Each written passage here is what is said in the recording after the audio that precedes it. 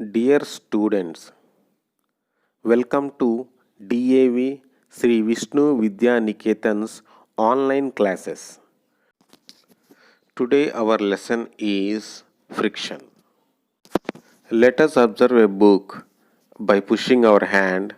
It is sliding to some distance. So here we need to observe clearly the two things. First one is the book starts moving by pushing with the hand. Second one, the book came to rest after some time.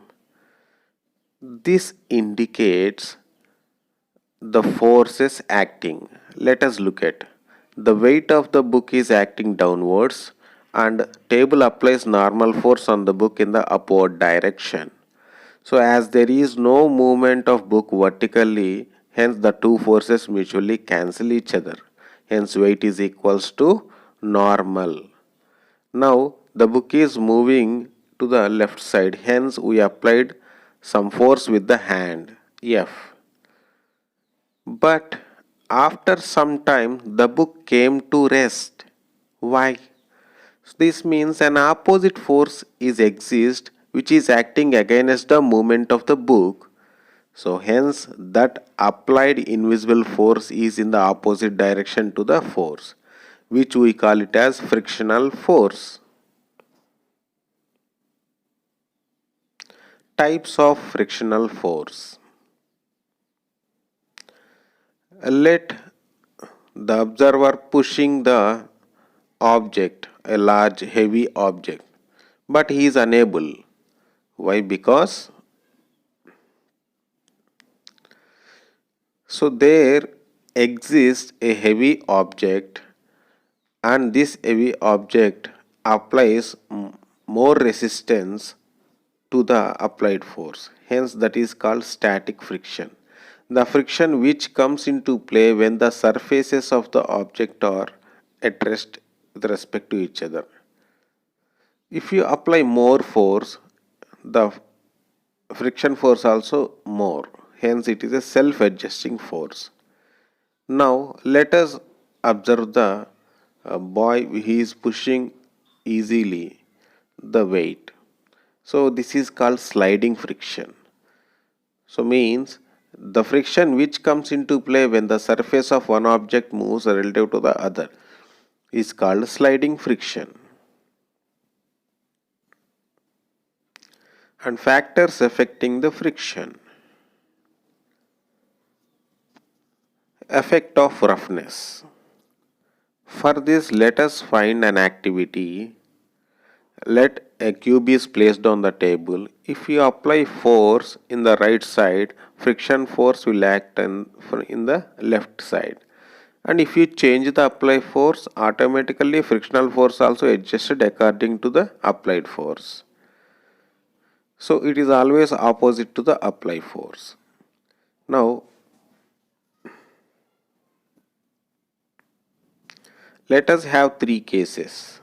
First one, smooth object is on the smooth surface. Second one, smooth object on the rough surface. Third one, in the second case, rough object on the smooth surface. Third one, rough object on the rough surface. So in these three cases, you are observing ball is moving freely in the case 1 and little bit slower in the case 2 and more very slow in the third case. Why? Because it is all about the smoothness of the body and smoothness of the surface. If both are smooth, then it will go easily. If any one of the surface or object is rough, automatically it will reduce the speed. And if both the surface and the object have rough surfaces, then it will be much slower. Why? Because it depends on the nature of the surfaces. As it looks very polished, but it contains so many ups and downs on the surface if you magnify it using an activity. So make a slide by using some books and roll a round object from the inclined wood piece. Now it will make. Now keep a sandpaper at the bottom.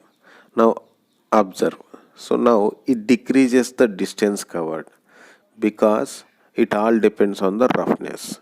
As the table and the round has some smoothness, it will go fast. But the sandpaper has rough surface, automatically the distance is reduced. So roughness increases the friction. So why friction is called? Because of irregularities. Even the surface looks smoother. If you magnify, it looks so many irregularities in the shape, ups and downs. If you keep another object, they interlock each other, and when we move, automatically they will oppose the movement of the one body on the other. If you apply more force, yes, it will, but with utmost resistance. This resistance is called as friction. It always opposite to the motion of the body over the other body. Let us check the effect of area of contact.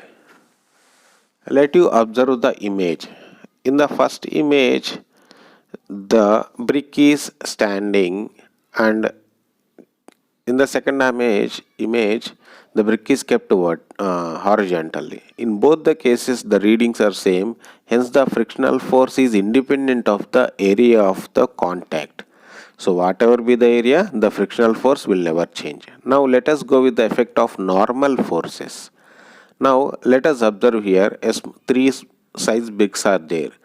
One is bigger one is smaller one. So which requires more force? Bigger one. Hence automatically weight, the brick is heavier, automatically it will apply more force. Hence normal force is also increases, which leads to the increase in the frictional force.